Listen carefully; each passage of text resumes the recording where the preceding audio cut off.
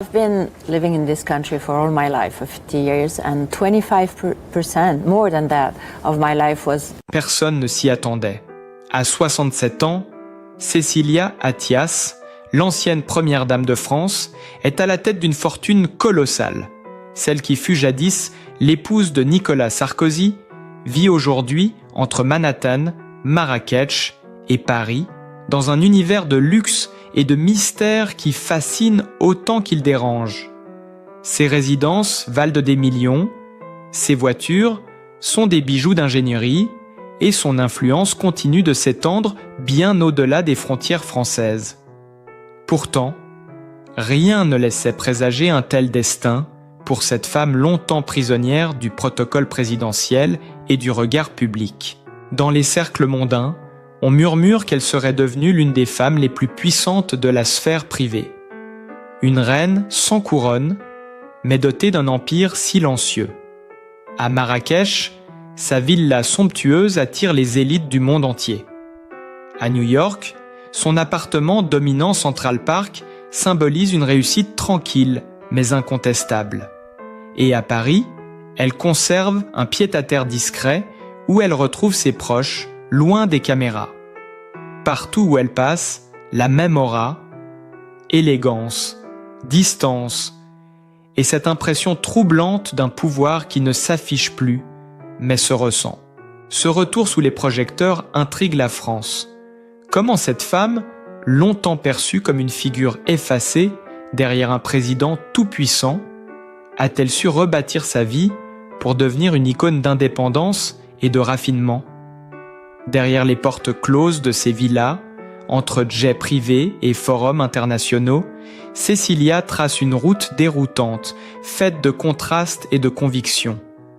Admirée par certains, critiquée par d'autres, elle incarne aujourd'hui un paradoxe fascinant, celui d'une femme libre, puissante, mais insaisissable. Dans le vacarme des villes qu'elle traverse, tout semble s'arrêter lorsqu'elle apparaît. À Marrakech, les portes du riad s'ouvrent sur un monde irréel. Un parfum d'ambre flotte dans l'air chaud, les mosaïques reflètent la lumière du couchant, et au fond d'un jardin silencieux, une silhouette fine avance lentement. Cécilia Attias accueille ses invités avec ce sourire mesuré qui n'en dit jamais trop. Ici, rien n'est laissé au hasard. Chaque détail, du marbre italien à la fontaine andalouse, raconte la perfection discrète d'une femme qui contrôle tout, même le regard qu'on porte sur elle. Ce soir-là, parmi les convives, des visages connus, anciens chefs d'État, entrepreneurs, diplomates, personne ne semble surpris de la voir diriger la conversation, poser les questions, orienter les débats. Cécilia n'a plus besoin d'un titre pour exercer le pouvoir. Elle le dégage. Son quotidien, entre deux continents, ressemble à un roman de haute société. Le matin, à Manhattan, elle médite face à Central Park, dans un appartement où le verre et la pierre se marient au silence. À midi, une visioconférence avec Genève pour un projet philanthropique. Le soir, un vol privé vers le Maroc pour rejoindre son mari, Richard Attias, lors d'un dîner entouré des plus grands décideurs économiques du monde. Rien n'est improvisé. Chaque déplacement est une scène, chaque apparition, un message. On l'a dit, absente du pouvoir. Mais dans les faits, elle en connaît tous les codes, toutes les failles, toutes les portes dérobées. Dans l'ombre, un empire s'est construit. Les documents financiers le confirment. Propriété à New York, investissements à Dubaï, participation dans l'événementiel international. Le couple Attias détient des parts dans plusieurs entreprises de conseil et de communication stratégique, partenaires de forums planétaires. Certains parlent d'une fortune bâtie sur le réseau le plus influent du XXIe siècle, celui des idées et des relations. Ce qui frappe, c'est la précision avec laquelle Cécilia gère son image. Ni star ni recluse, mais figure rare, presque mythique. À chaque photo publiée, un détail soigneusement calibré. Un bijou Hermès, une coupe sobre, un regard tourné vers l'horizon. Mais cette perfection intrigue et parfois dérange. Trop riche, disent certains. Trop distante, murmurent d'autres. En France, chaque nouvelle rumeur sur sa vie privée fait exploser les réseaux. On lui reproche ses jets privés, son train de vie somptueux, son détachement apparent. Pourtant, ceux qui l'ont approchée parlent d'une femme d'une énergie bouleversante, exigeante, mais profondément humaine. Dans les coulisses, elle finance des programmes éducatifs pour les filles en Afrique, soutient des associations médicales et n'hésite pas à prendre la parole dans des conférences fermées où peu de femmes sont invitées. Un soir, à Marrakech, lors d'un forum organisé par Richard Attias & Associates, elle prend le micro. Sa voix, posée, tranche dans le silence. Elle parle de liberté, d'équilibre, de la nécessité pour les femmes de se construire en dehors du regard des hommes. Dans la salle, un silence religieux. Même les puissants semblent écouter différemment. C'est à cet instant que l'on comprend que Cécilia Attias ne cherche pas à séduire, elle cherche à influencer. Son influence, justement, dépasse aujourd'hui le cadre du glamour.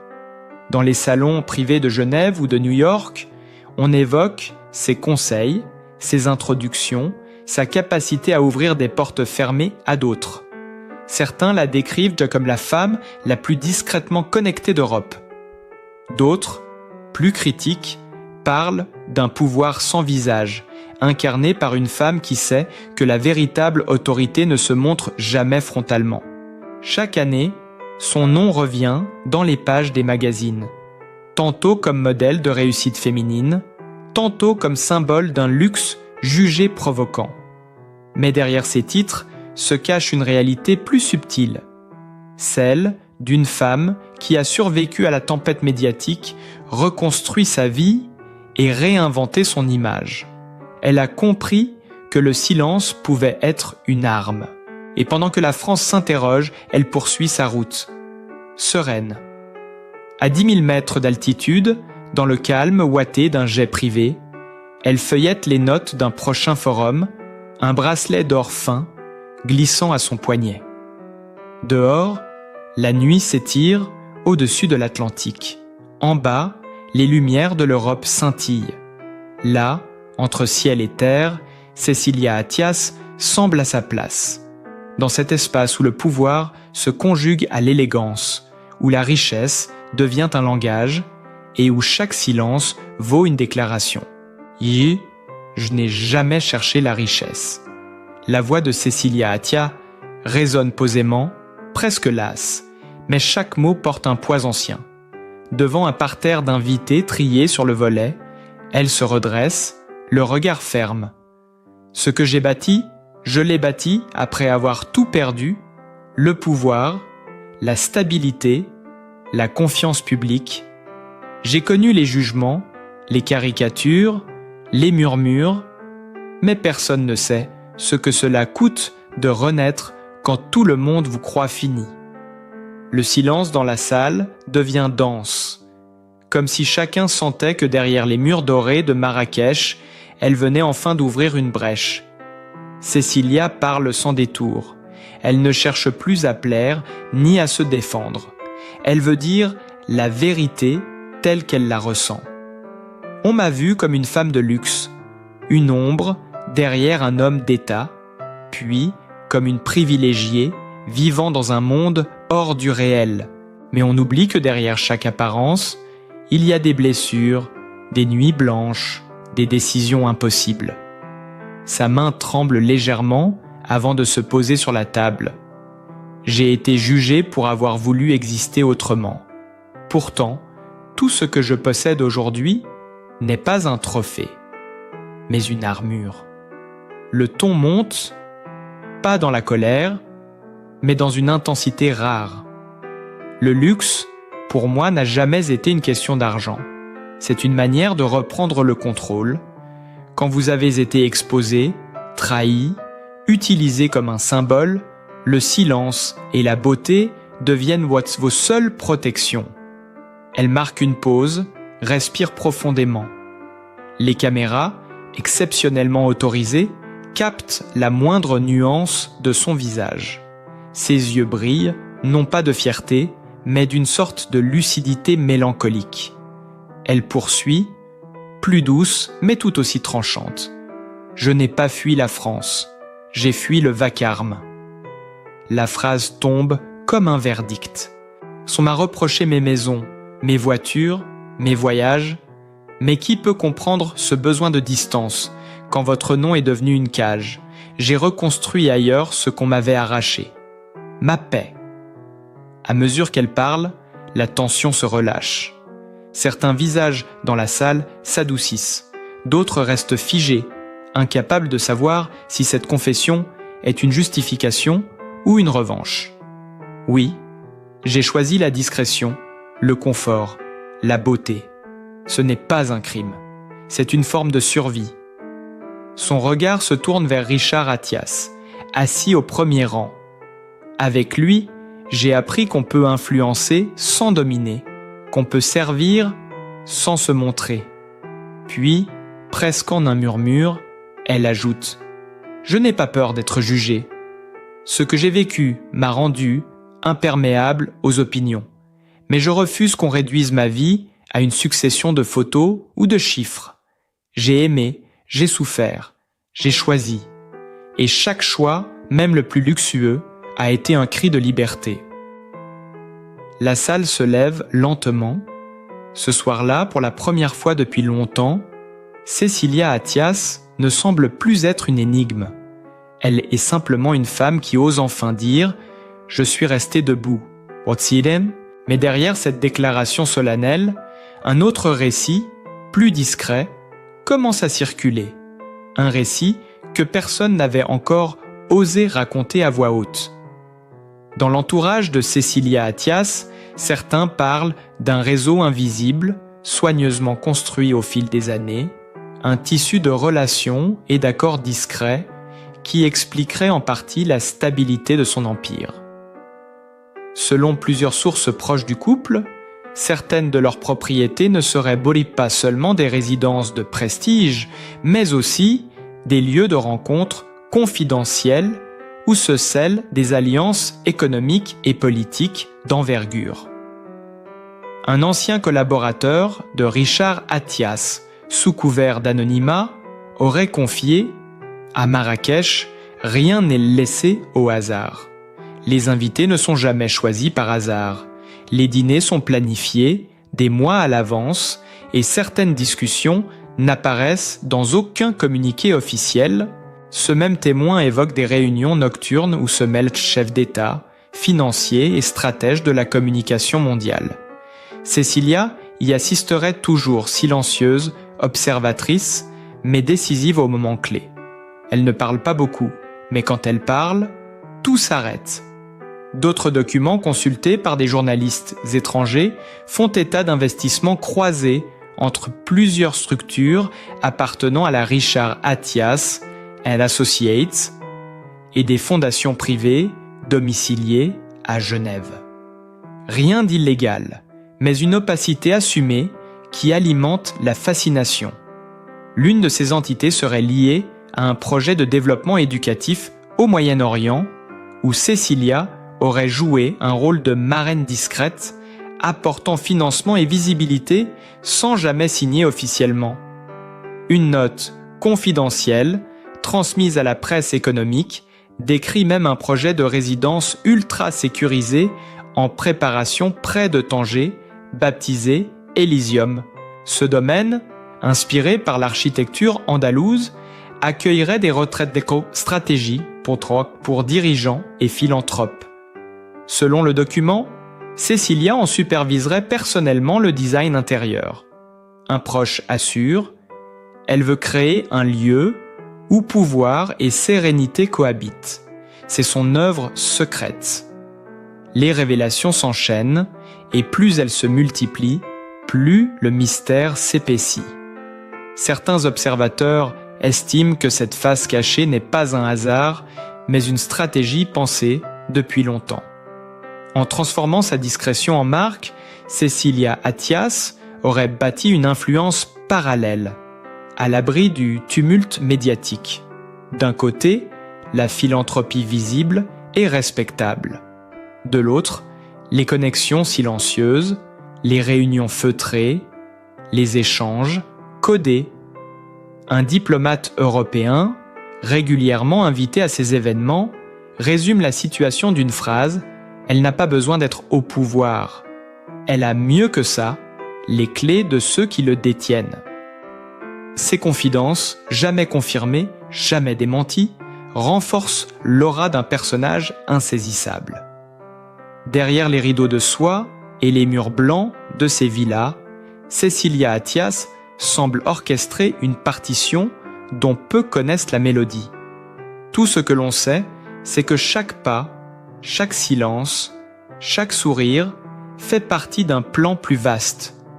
Un plan que seuls ceux qui l'ont vu agir dans l'ombre comprennent vraiment. La tempête n'a pas tardé. À peine les premières révélations publiées que les réseaux sociaux se sont embrasés. Twitter, Instagram, même les forums politiques. Partout, le nom de Cecilia Attias réapparaît, propulsé en tête des tendances. En quelques heures, les hashtags Tabrozalpoajo, Empire Attias et Tiakawajonj, Cecilia Leaks se multiplient, alimentés par des milliers de messages oscillant entre fascination, colère et admiration. Sous les photos de ces villas à Marrakech et Manhattan, les commentaires explosent. Elle a tout compris, elle vit comme une reine pendant que les autres dorment. Voilà où finissent les premières dames, dans le luxe et le secret. Qu'on la juge, si on veut, mais au moins, elle n'a jamais triché sur qui elle est. Chaque camp se forme à la vitesse d'un éclair. Les uns la défendent, bec et ongles, vantant le courage d'une femme qui a osé se reconstruire après la tempête politique. Les autres la condamnent, accusant Cecilia de représenter la fracture ultime entre le peuple et l'élite. Dans les talk-shows du soir, les chroniqueurs s'enflamment. Les images de ces dîners privés à Marrakech sont repassées en boucle. Les experts se succèdent sur les plateaux. Sur BFM TV, un analyste politique affirme « Cecilia Attias a compris ce que peu de femmes de pouvoir ont osé faire. Transformer l'invisibilité en influence, ce n'est pas du luxe, c'est une stratégie. » Mais sur France Inter, une journaliste rétorque « Mais c'est une mise en scène. Derrière ce discours d'indépendance, il y a un système construit sur la proximité avec les puissants. Les tabloïds s'en emparent à leur tour. Paris Match titre en une « Cecilia Attias, l'ombre dorée du pouvoir », tandis que Le Point publie un dossier explosif, le réseau secret de l'ex-première dame, accompagné de photos inédites et de témoignages anonymes. Les jours suivants, des influenceurs relaient des extraits de ses discours passés, les remettant en parallèle avec son train de vie. Les vidéos atteignent des millions de vues. Certains y voient une leçon de résilience, d'autres un symbole d'arrogance.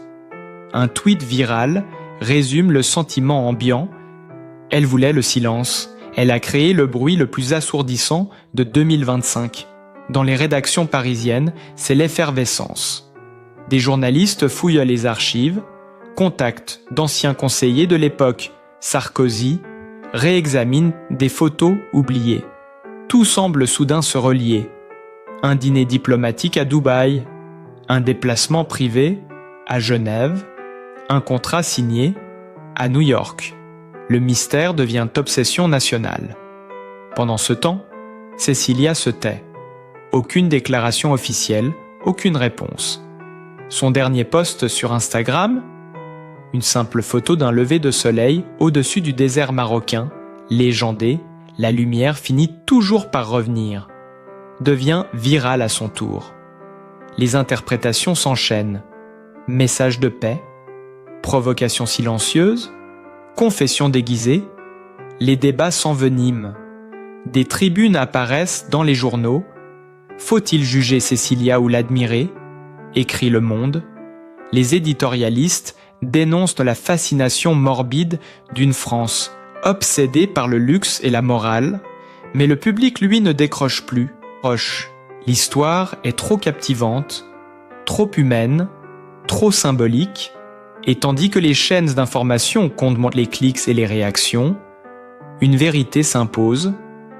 La figure de Cécilia Attias, entre mythe et scandale, est redevenue centrale. Une femme qu'on croyait effacée vient de rallumer, en un silence calculé, l'une des plus grandes tempêtes médiatiques de la décennie. Et puis, tout a basculé. Une vidéo, sortie de nulle part, publiée à l'aube par un média en ligne, a mis le feu au cœur de la tempête. On y voit Cécilia Attias, filmée discrètement lors d'un dîner à Marrakech, visiblement bouleversée, la voix tremblante. Autour d'elle, le silence est total. Devant quelques proches, elle confie, presque à mi-mot, « J'ai voulu tout reconstruire, mais je me suis perdue. À force de vouloir maîtriser, j'ai oublié de vivre. Les images sont brutes, sans montage. On distingue les larmes qui perlent, la main qu'elle porte à son front, la respiration haletante d'une femme fatiguée de se battre contre les ombres qu'elle a elle-même créées. En quelques minutes, la vidéo devient virale. Les chaînes d'infos interrompent leur programme, les studios se remplissent d'experts improvisés et la France entière retient son souffle.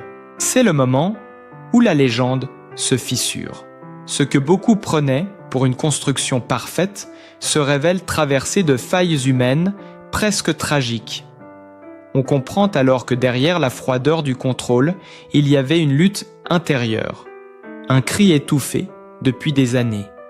Dans un passage à peine audible, Cécilia murmure « On croit que le luxe protège, mais il enferme.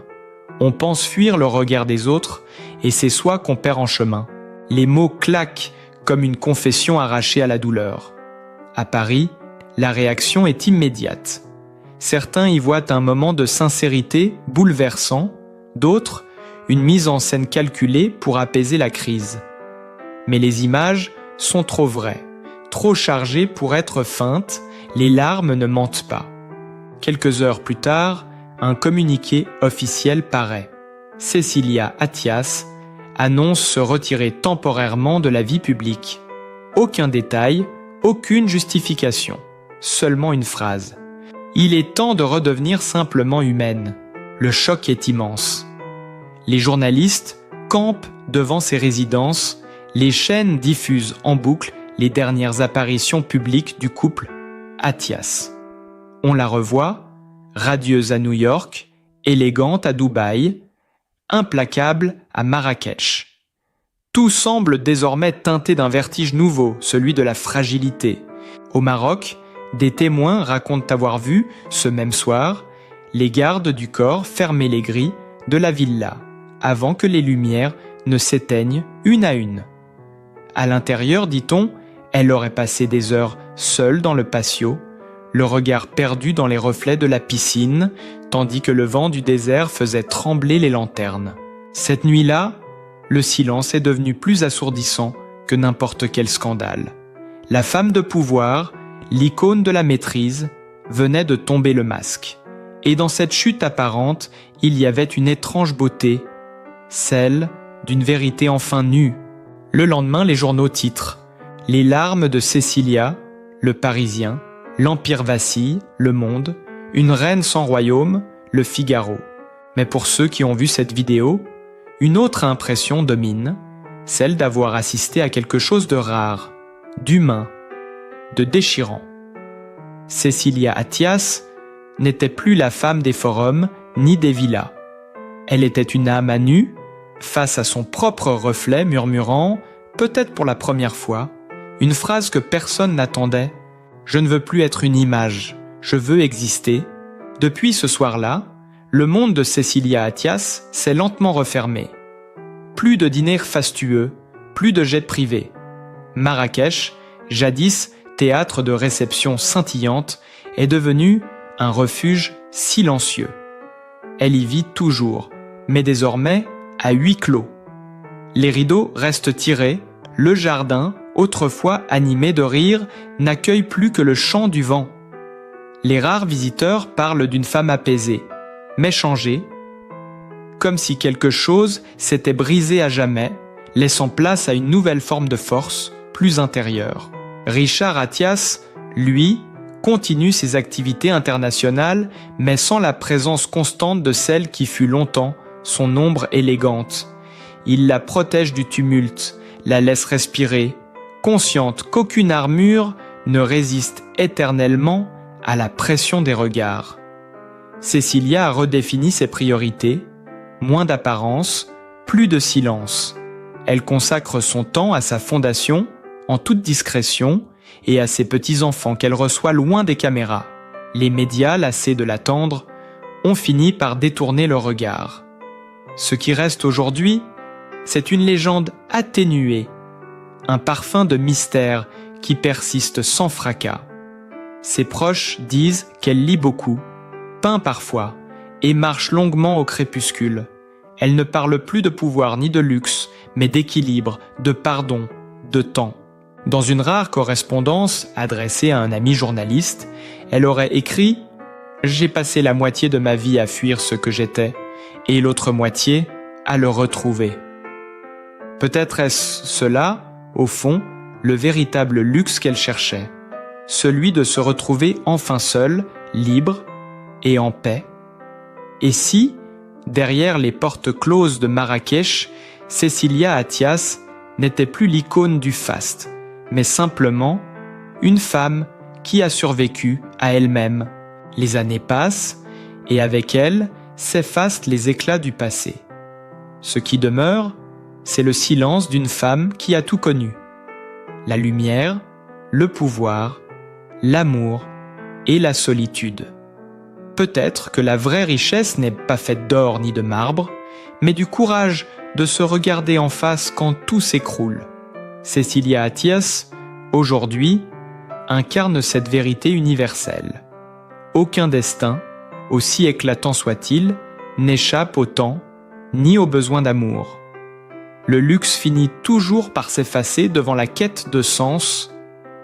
Et vous, que feriez-vous si tout ce que vous aviez construit se transformait en miroir?